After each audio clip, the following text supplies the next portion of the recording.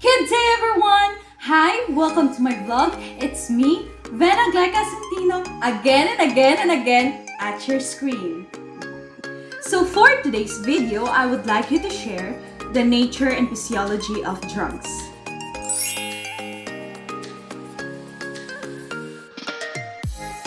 But first, let me define you what is drugs.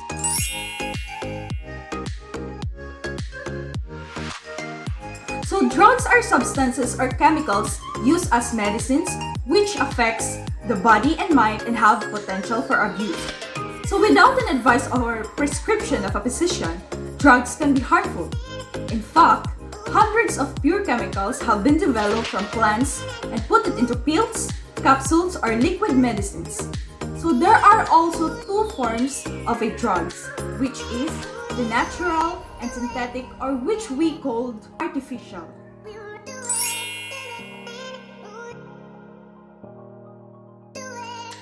So the first form is a natural drugs.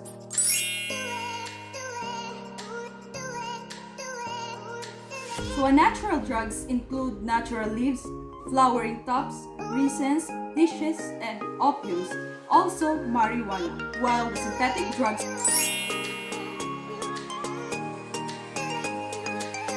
produced by clandestine laboratories, which include those drugs that are controlled by law.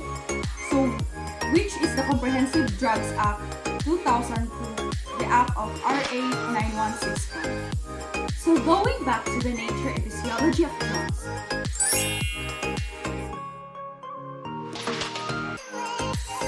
First is the prescriptive drugs.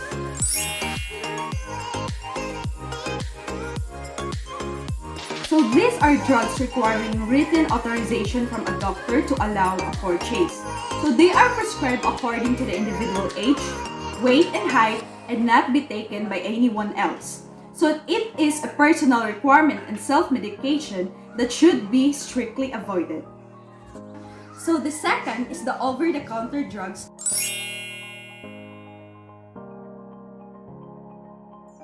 which is the OTC.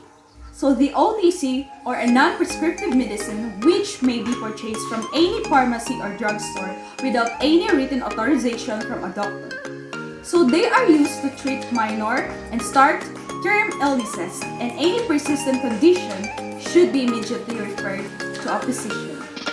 So lastly is the self-medication syndrome.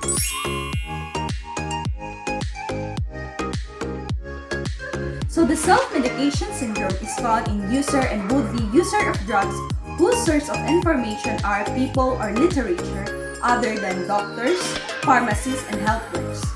So this could be members of the family, relatives, and neighbors, all specific disease or disorder.